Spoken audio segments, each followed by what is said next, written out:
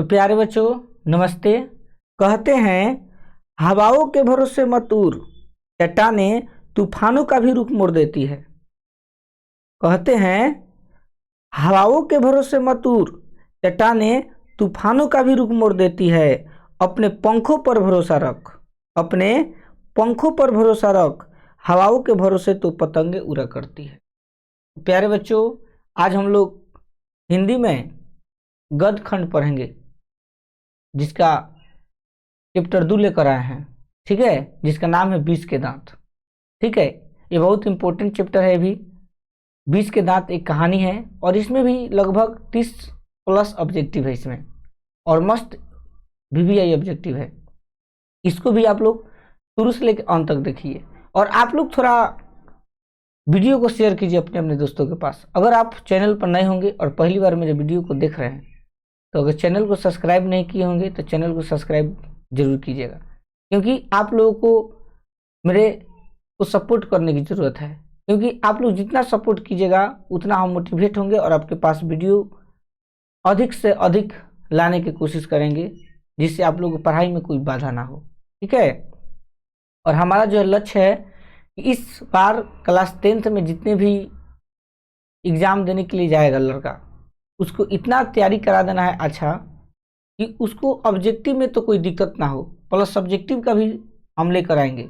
सबसे पहले मेरा एक ही सिद्धांत है कि मान लीजिए कि ऑब्जेक्टिव जो है एग्ज़ाम में 250 नंबर का होता है और 250 नंबर का आपका सब्जेक्टिव का पेपर होता है। ठीक है, तो ऑब्जेक्टिव पर भी ध्यान देने की ज़रूरत है और सब्जेक्टिव पर भी ध्यान देने की ज़रूरत है। ठीक है, तो अगर आप लोग कहीं भी कोचिंग करते होंगे तो आप लोग क्वेश्चन आंसर पर ध्यान दीजिए। और अभी फ़िलहाल हम जितने भी किताबें हैं उस सभी किताबों को बारी बारी से हर एक चैप्टर का बाई चैप्टर ऑब्जेक्टिव लेंगे। ठीक है, जब पूरा कंप्लीट हो जा रहा है ऑब्जेक्टिव तो हम सब्जेक्टिव में भी लेंगे। ठीक है, तब तक मेरा PDF भी तैयार हो जाएगा। ठीक है, तो बिना देरी किए क्वेश्चन को शुरू करते हैं। देखिए क्वेश्चन नंबर 1 क्या कर रहा है इसमें, 20 के दांत शीर्षक कहानी के कहानीकार कौन है। यानी जो 20 के दांत कहानी है इसका कहानीकार कौन है। कहानीकार का मतलब क्या होता है बच्चों कि इस कहानी को कौन लिखे हैं आपको बताना है। A Mohan Rakesh, B Kamleshwar, C Premchandra, D Nalin Vilochan Sharma. अगर आपको आंसर पता हो तो कमेंट में बताइए और नहीं तो आप लोग सीखने का प्रयास कीजिए। तो याद रखना बच्चों 20 के दांत कहानी के कहानीकार जो आपके हैं वह नलिन बिलोचन शर्मा जी हैं, इसलिए इसका करेक्ट आंसर होगा ऑप्शन नंबर D। ठीक है, नेक्स्ट क्वेश्चन नंबर 2 का है गिरधर लाल कौन है। ठीक है, यानी इस कहानी में गिरधर लाल कौन है आपको बताना है। A कासू का पिता, B मदन का पिता, C रजनी का पिता या D शेफाली का पिता। बताइए करेक्ट आंसर क्या होगा इसका। याद रखना बच्चों इसका आंसर होगा ऑप्शन नंबर B मदन का पिता। नेक्स्ट क्वेश्चन नंबर 3 मदन ने कासू के कितने दांत तोड़ डाले। ठीक है, यानी मदन और कासू में झगड़ा हुआ था तो मदन जो था वो कासू के कितने दांत तोड़ डाला आपको बताना है। A 3, B 1, C 2, D 4। बताइए करेक्ट आंसर क्या होगा। याद रखना बच्चों ऑप्शन नंबर C करेक्ट होगा, यानी मदन ने कासू के कितने दांत तोड़ डाले तो 2 दांत तोड़ डाले। Next question number 4 Nalin Vilochan Sharma के माता जी का क्या नाम था। ठीक है, यानी इसमें आपको बताना है कि नलिन बिलोचन जो शर्मा जी हैं इनके माता जी के क्या नाम है। A पझावती Devi, B Kalavati Devi, C Ratnavati Devi, D Indravati देवी या इंद्रावती शर्मा भी बोल सकते हो सब में। ठीक है, मान लीजिए औरत के क्या लगता है देवी लगता है, लेकिन शर्मा जी तो शर्मा भी लगा सकते हो। पझावती शर्मा, कलावती शर्मा, रत्नावती शर्मा, इंद्रावती शर्मा। बताइए 4 का आंसर क्या होगा। तो याद रखना बच्चों ऑप्शन नंबर C करेक्ट होगा, रत्नावती देवी होगा। ठीक है, नेक्स्ट क्वेश्चन नंबर 5 की तरफ नलिन बिलोचन शर्मा के कहानियों में किसके तत्व समग्रता से उभर कर आए। A राजनीतिकता का, B मनोवैज्ञानिकता का, सी सामाजिकता का, या डी इनमें से सभी। बताइए क्या होगा करेक्ट आंसर। तो आंसर हो जाएगा बच्चों ऑप्शन नंबर बी, मनोवैज्ञानिकता का। ठीक है, करेक्ट आंसर क्या होगा बच्चों, ऑप्शन नंबर बी। देखिए next question number 6, motor car को किससे खतरा हो सकता था। ठीक है, मोटर कार को किससे खतरा हो सकता था आपको बताना। ए ड्राइवर से, बी मदन से, सी खोखा से, या डी इंजीनियर से। बताइए करेक्ट आंसर क्या होगा 6 का। याद रखना बच्चों ऑप्शन नंबर सी करेक्ट होगा, मदन से। क्या होगा, मदन बोल रहे हैं खोखा से बच्चों। क्या होगा बच्चों, खोखा। ठीक है, क्वेश्चन नंबर 7, खोखा खोखी किस भाषा का शब्द है। ठीक है, खोखा खोखी ये किस भाषा का शब्द है। ए तमिल का, बी भोजपुरी, सी बांग्ला, या डी हिंदी। बताइए खोखा खोखी किस भाषा का शब्द है। याद रखना बच्चों बांग्ला, ऑप्शन नंबर सी हो जाएगा करेक्ट आंसर। ठीक है, देखिए नेक्स्ट क्वेश्चन नंबर 8, ऐसे ही लड़के आगे चलकर गुंडे चोर डाकू बनते हैं। यह पंक्ति कहानी के किस पात्र ने कही है आपको बताना है। ऐसे ही लड़के आगे चल के गुंडे चोर डाकू बनते हैं, यह पंक्ति कहानी के किस पात्र से ली गई है। ए सेन साहब की धर्मपत्नी, बी गिरधर लाल, सी सेन साहब, या डी सोफर। बताइए करेक्ट आंसर क्या होगा। याद रखना यह जो है सेन साहब बोले थे। ठीक है, ऑप्शन नंबर सी करेक्ट होगा। नेक्स्ट खोखा खोखी का अर्थ है, यानी खोखा खोखी तो आप लोग जान गए कि खोखा खोखी बांग्ला जो है, बांग्ला में जो इस भाषा को बोला जाता है, लेकिन खोखा खोखी का अर्थ क्या होता है, आखिर इसका मतलब क्या होता है। ए बच्चा बच्ची, बी बाबा दादा, सी भाई बहन, सी चाचा चाची। बताइए क्या होगा। याद रखना बच्चों बच्चा बच्ची होता है, जो छोटा बच्चा नहीं होता है, तो बच्चा बच्ची को जो है बांग्ला भाषा में खोखा खोखी कहा जाता है, याद रखना। नेक्स्ट क्वेश्चन नंबर 10, खोखा क्या नाम था, यानी खोखा का क्या नाम है आपको बताना है। ए किसु, बी कुसु, सी कासु, डी केसु। आपको बताना है खोखा का क्या नाम है, किसु कुसु कासु केसु। बताइए करेक्ट आंसर क्या होगा 10 के। याद रखना बच्चों खोखा का क्या नाम था, कासू नाम था। ठीक है, खोखा का क्या नाम था, कासू। नेक्स्ट क्वेश्चन नंबर 11, 20 के दांत कैसी कहानी है। ठीक, इन 20 के दांत जब आप कहानी पढ़ेंगे तो आपको बताना है कि कहानी आपको कैसा लगा, माने किस कहानी किस पर आधारित है। सामाजिक, ऐतिहासिक, धार्मिक, मनोवैज्ञानिक। बताइए 11 के आंसर क्या होगा। याद रखना बच्चों ऑप्शन नंबर डी करेक्ट हो जाएगा, मनोवैज्ञानिक। ठीक है, देखिए नेक्स्ट क्वेश्चन नंबर 12, सेन साहब अपने पुत्र को बनाना चाहते थे, यानी जो सेन साहब जी थे अपने पुत्र को क्या बनाना चाहते थे आपको बताना है। ए बिजनेसमैन या इंजीनियर, बी वकील, सी प्रोफेसर, या डी डॉक्टर। बताइए करेक्ट आंसर क्या होगा 12 का। याद रखना बच्चों जो सेन साहब थे अपने पुत्र को बिजनेसमैन या इंजीनियर बनाना चाहते थे। ठीक है, देखिए नेक्स्ट क्वेश्चन नंबर 13, मदन अक्सर किसके हाथों से पिटाता था। ठीक है, एंड जो मदन था इसमें इस कहानी में मदन जो है समझिए हीरो का रोल निभाया है। मदन जो है अक्सर किसके हाथों से पिटाता रहता था। ए माता, बी सेन साहब, सी खोखा, या डी पिता। याद रखना बच्चों अपने पिताजी से जो है वह डेली मार खाता था। ठीक है, इसलिए correct answer option number D होगा। देखिए next question number 14, Nalin Vilochan Sharma के पिता का नाम क्या था। एंड जो नलिन बिलोचन शर्मा जी थे उनके पिताजी के नाम बताना है क्या था। ए पंडित रामा अवतार शर्मा, बी पंडित कृष्णा अवतार शर्मा, सी पंडित मृत्युंजय शर्मा, या डी पंडित दशा अवतार शर्मा। बताइए 14 का आंसर क्या होगा। याद रखना बच्चों नलिन बिलोचन शर्मा जी के पिता का नाम क्या था बच्चों, पंडित रामा अवतार शर्मा। पंडित रामा अवतार शर्मा किसके पिताजी के नाम था बच्चों, तो नलिन बिलोचन शर्मा जी के। याद रहेगा ना। चलिए देखते हैं नेक्स्ट क्वेश्चन नंबर 15, सेन साहब ने किसे खूब फटकार लगाई। इन जो सेन साहब थे किसे खूब फटकार लगाई। ए गिरधरलाल को, बी खोखा को, सी मदन को, डी शेफाली को।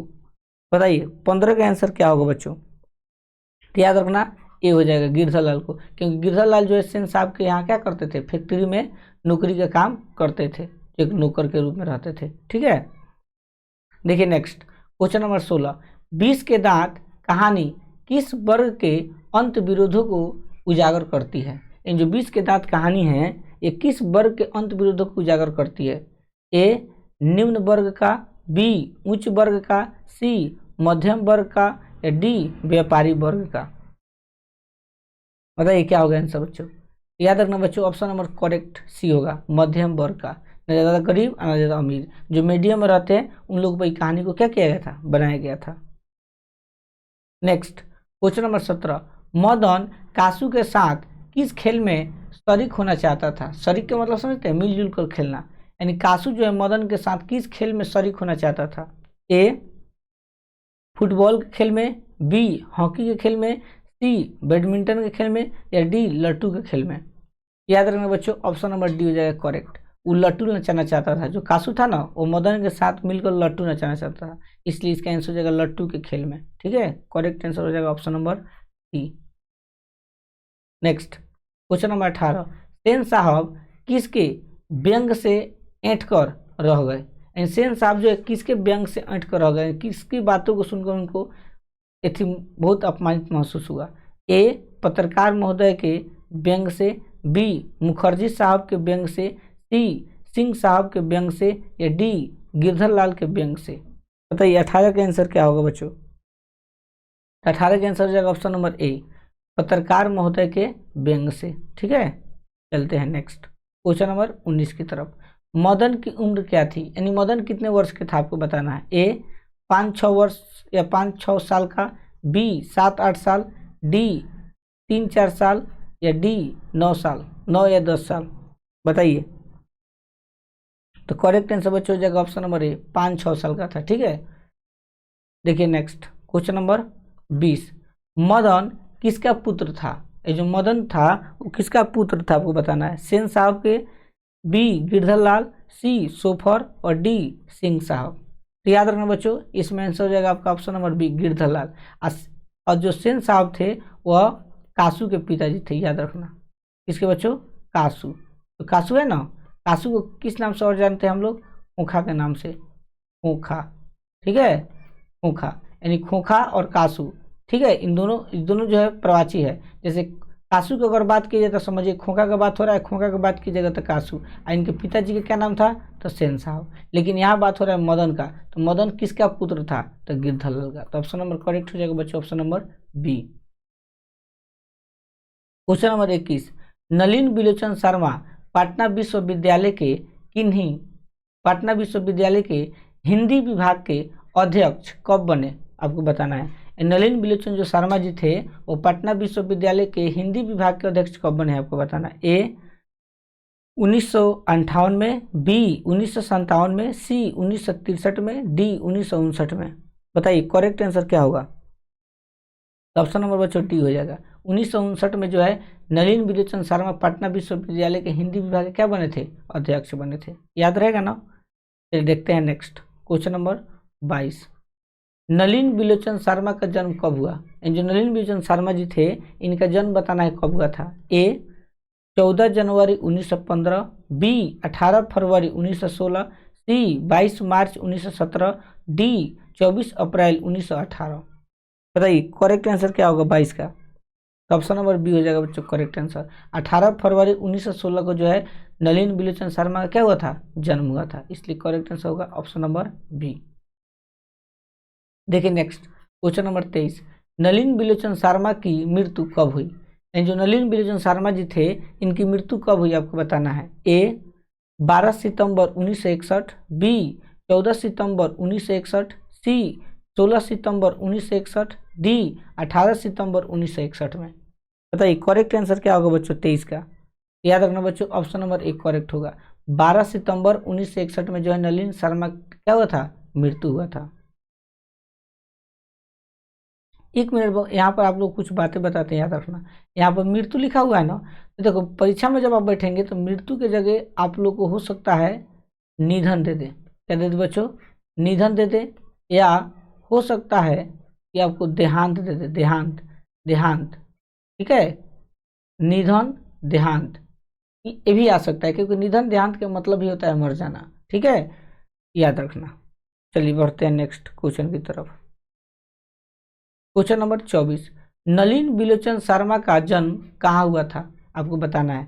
जो नलिन बिलोचन शर्मा जी थे, इनका जन्म कहाँ हुआ था आपको बताना है। ए गांधी घाट पटना, बी कृष्णा घाट पटना, सी बंदर घाट पटना, सी रानी घाट पटना।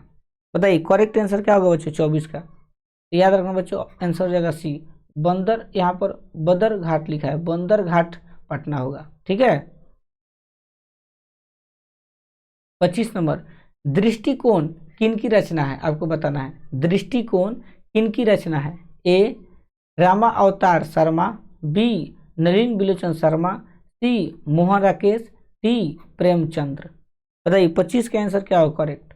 तो दृष्टिकोण बच्चों याद रखना नलिन बिलोचन शर्मा जी की रचना है, ठीक है, ऑप्शन नंबर बी करेक्ट होगा। देखते हैं नेक्स्ट क्वेश्चन नंबर 26, लड़कियां क्या है? कठपुतलिया है, किसे इस बात पर गर्व है? लड़कियां क्या है? कठपुतलिया है, किसे इस बात पर गर्व है? ए भाई बहन को, बी चाचा चाची को, सी मामा मामी को, या डी माता पिता को। बताइए 26 का आंसर क्या होगा बच्चों? याद रखना लड़कियां क्या है? कठपुतलिया है, इस बात को किस पर किसे गर्व हो रहा है? तो माता पिता को, ठीक है, ऑप्शन नंबर डी करेक्ट होगा।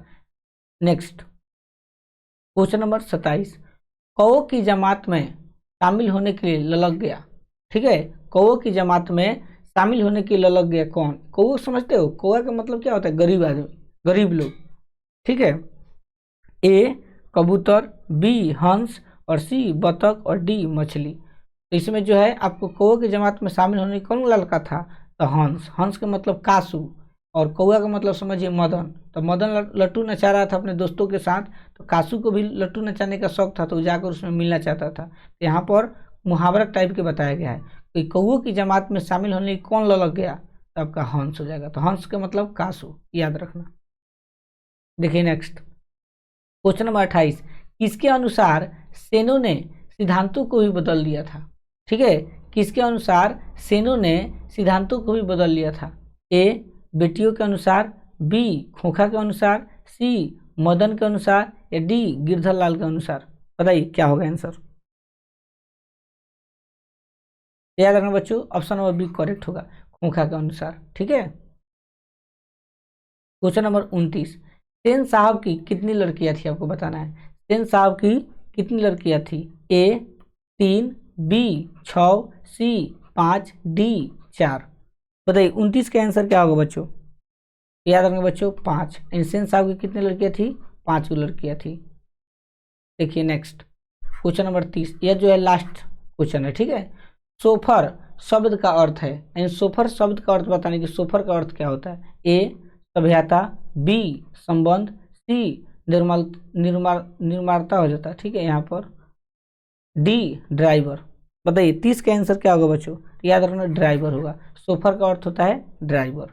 तो बच्चों इस चैप्टर में आपका 30 जो है मस्ट इम्पोर्टेंट ऑब्जेक्टिव था। उम्मीद है कि आप लोग को बहुत कुछ सीखने को मिला होगा। अगर आप लोग चैनल पर नए होंगे तो चैनल को सब्सक्राइब कीजिए और अपने अपने दोस्तों के पास वीडियो को शेयर कीजिए। अगला जो वीडियो आएगा चैप्टर 3 का आएगा, जिसका नाम है भारत से हम क्या समझते हैं, ठीक है। तब तक के लिए बाय।